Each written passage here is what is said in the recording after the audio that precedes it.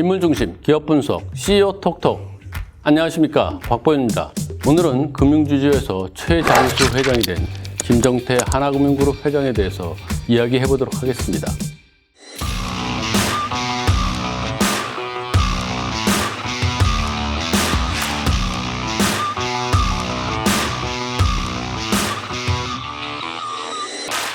네, 김정태 회장은 3월 주주총회에서 네 번째 연임을 확정했습니다.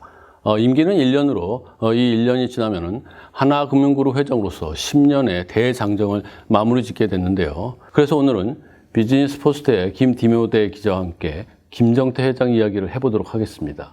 안녕하십니까, 비즈니스포스트 김디모데 기자입니다. 네, 김디모데 기자. 김정태 회장이 지금 하나금융그룹 수장으로서 이제 마지막 임기를 보내고 있습니다. 그런데 임기가 1년으로 정해져 있어요. 그래서 그 이유를 한번 좀 설명해 주시죠. 네, 김정태 회장이 이번에 부여받은 임기는 2022년 3월까지인데요. 하나금융 내규에 따라서 이사의 임기가 만 70세를 넘지 못하도록 되어 있기 때문입니다. 김정태 회장은 현재 만 69세이고 2022년 2월이면 만 70세가 돼서 더 이상 회장 임기를 이어갈 수가 없게 됩니다. 네, 그렇군요. 2012년 3월에 이제 회장에 취임을 해서, 그러니까 2020년 3월이면 이제 임기를 마치는데, 그렇게 해보니까 정확히 이제 10년을 채우고 자리에서 물러는 그런 셈이 되는군요. 그렇습니다. 전임자이자 하나금융의 초대 회장이었던 김승유 전 회장의 재임 기간이 7년을 훌쩍 뛰어넘게 되는데요.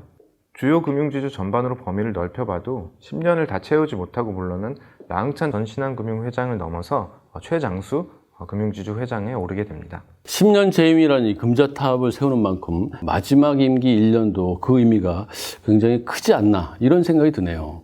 네, 김정태 회장은 지금까지 하나금융을 9년 동안 이끌면서 자산과 순이익 규모를 약 1.6배 키우는 성과를 거뒀습니다. 하지만 최근에는 금융과 비금융의 경계가 흐릿해지고 인터넷 전문은행 등 핀테크 기업의 도전이 거세지면서 하나금융이 성장 기반을 더욱 공공히 다지려면 남아있는 1년도 결코 소홀히 할 수 없는 상황이 됐습니다.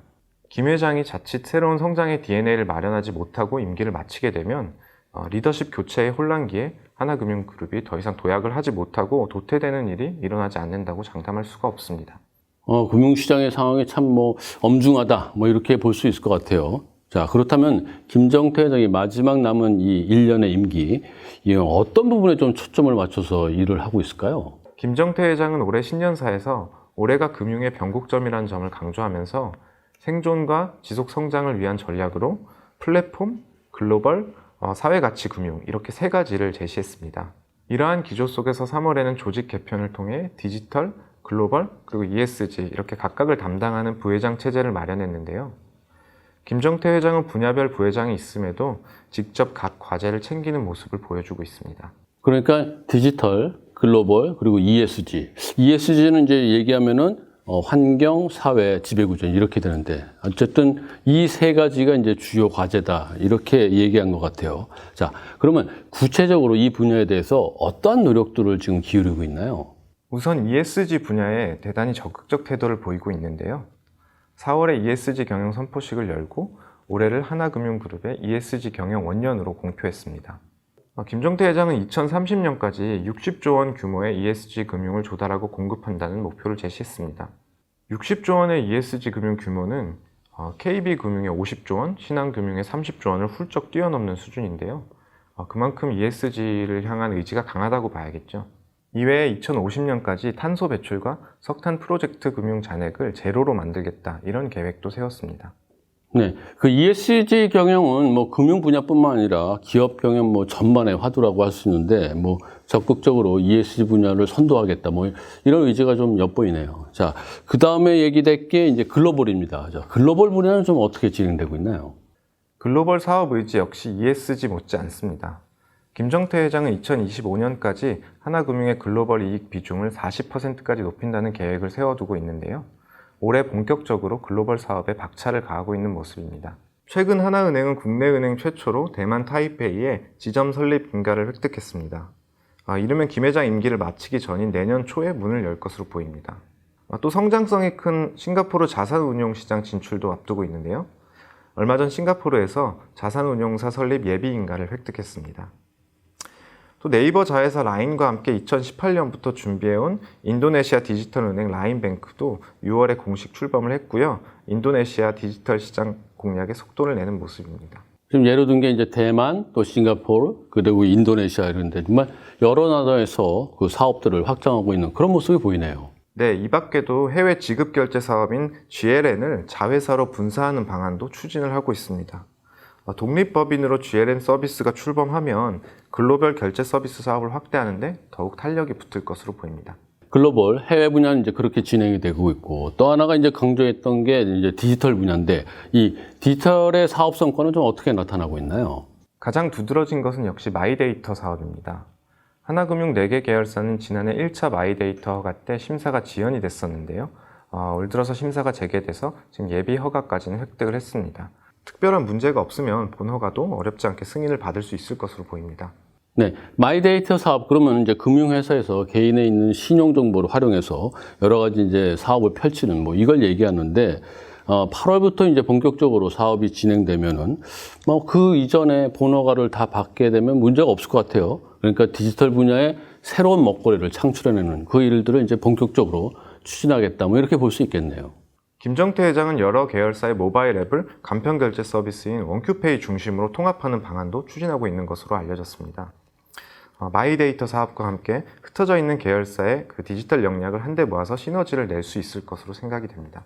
네, 김정태 회장이 이 세 가지 과제에 굉장히 힘을 쏟고 있다. 뭐 이건 충분히 알 수 있을 것 같습니다.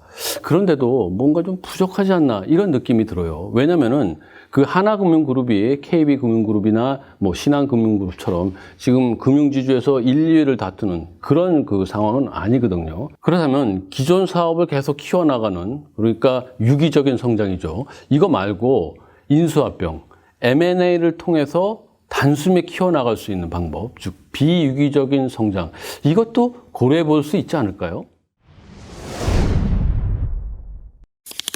맞습니다. 은행과 비은행에 걸쳐서 비슷한 사업을 하고 있는 현재 금융지주 체제에서 단숨에 몸집을 키우기 위해서는 인수합병만큼 좋은 방법이 없는 것이 사실입니다. 그렇다고 하면은 김정태 회장이 마지막 남은 이제 1년 임기 동안 그 적극적으로 인수합병에 나서지 않을까 뭐 이런 생각이 들거든요.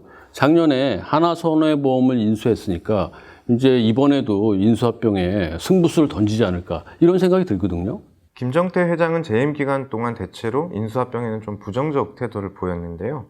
2019년 5월에 기자들과 만난 자리에서 인수합병보다는 글로벌 네트워크 확대에 힘쓰겠다 뭐 이런 말을 하면서 인수합병의 우선순위를 낮게 두기도 했고요. 하지만 최근에는 확연히 달라진 모습입니다. 규모가 크다고 볼 수는 없지만 지난해 하나손해보험 인수로 손해보험 사업을 추가했고요. 연말에는 언론 인터뷰에서 시장 변화와 전략을 고려해서 비은행 경쟁력 강화 방안을 검토해 나가겠다 뭐 이런 말을 하기도 했습니다. 충분한 자본 건전성이 갖춰지고 있는 만큼 카드나 보험 등 경쟁력을 끌어올릴 필요가 있는 분야에서 인수합병에 나설 수 있다는 뜻으로 해석이 됩니다. 네, 김정태 회장의 그 임기 막바지에 인수합병의 가능성, 뭐 이걸 좀 열어둬야겠네요, 저희들이. 그런데 인수합병이라고 하면은 적당한 매물이 있어야 되지 않나요? 그리고 이제 김정태 회장이 과연 어떤 매물에 관심이 있을까? 이것도 좀 궁금하고요. 실제로 지금 시장에 그렇게 유력한 금융회사들이 그렇게 매물로 나와 있는 것들이 있나요?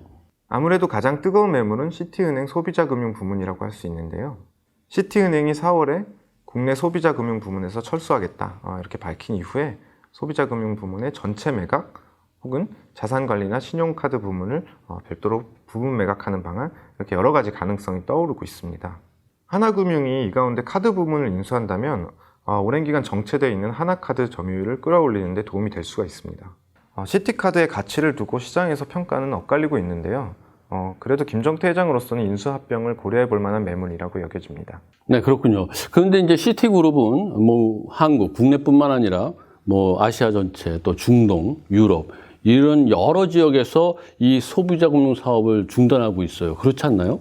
맞습니다. 그래서 이 가운데 동남아 지역 소비자금융 인수 후보로 국내 금융지주들이 꼽히기도 합니다.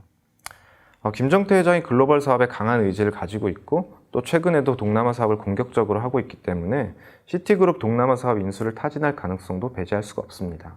다만 글로벌 금융그룹과 경쟁을 하게 되면 인수 규모가 상당히 커질 수가 있고 또 국내 사업을 동반 인수해야 하는 등 까다로운 조건이 부과될 가능성도 있어서 인수합병 방정식을 풀기가 쉽지는 않을 것으로 보입니다. 그러면 이제 혹시 그 시장에 시티은행 말고 다른 그런 금융회사 매물은 있을까요? 지금 당장은 김정태 회장이 탐을 낼 만한 매물이 눈에 띄지 않습니다. 김정태 회장에게 가장 필요한 것은 비은행, 그 중에서도 보험 사업을 키우는 건데요. KB가 프루덴셜 생명, 신한이 신한라이프 등 인수합병으로 보험사업 규모를 상당히 키운 반면에 하나금융의 보험사업 비중은 아직 낮은 편입니다. 하지만 현재 시장의 게임 체인저가 될 만한 보험회사 매각은 가시화되지 않고 있습니다. 그래도 동양생명이라든지 아니면 또 라이나생명, AI생명 이와 같은 그 외국계 보험사 이거는 매각 가능성이 꾸준히 제기되고 있지 않나요? 그렇기는 하지만 시장은 아직 큰 장이 설 시기가 무르익지 않았다. 이렇게 보는 시각이 많은 것 같습니다. 대체로 새로운 회계 기준 IFRS 17이 도입되는 2023년경이면 보험회사 가운데 재무 상황이 악화되는 곳이 나올 수가 있고 그렇게 되면 본격적으로 인수합병 시장이 열릴 것으로 예상이 됩니다. 네, 지금 2023년 얘기하셨는데 2023년이면은 김정태 회장 임기가 끝난 그 이후가 되겠네요. 그렇죠. 결국 김정태 회장은 인수합병에 어느 정도 의지를 나타내겠지만 굳이 무리를 하면서까지 인수합병을 고집하지는 않을 가능성이 커 보입니다. 지난해 하나손해보험 인수로 이미 종합금융사로서 구색이 다 갖춰졌고 인수 후에 해당 사업의 경쟁력을 높일 수 있는 그런 회사가 아니라면 굳이 자본을 투입할 이유가 없기 때문입니다. 이미 하나금융투자를 비롯해서 하나대체투자자산운용 등 계열사의 자본 확충이 진행되고 있고요. 또 해외 신규 산업도 늘고 있어서 인수합병 외에도 돈이 들어갈 일이 많다고 보여집니다. 네, 그렇군요. 잘 알겠습니다. 김정태 회장은 마지막 임기 1년에도 회사를 더 성장시키고 그리고 탄탄한 이익 기반을 갖추기 위해서 전력 투구하고 있는 그런 모습이 좀 보입니다. 그리고 김정태 회장의 마지막 1년 이것은 향후 하나금융그룹의 위상을 결정할 수 있는 아주 중요한 시기가 아닌가 이런 생각이 들기도 합니다. 네, 오늘 이야기는 이 정도로 마무리하고요. 다음 시간에는 김정태 회장의 마지막 임기 동안에 진행되는 일을 좀 더 개인적인 거취에 관해서 좀 집중적으로 살펴보도록 그렇게 하겠습니다. CEO 톡톡 오늘 이야기 이것으로 마무리 짓겠습니다. 여러분 끝까지 시청해 주셔서 대단히 감사합니다.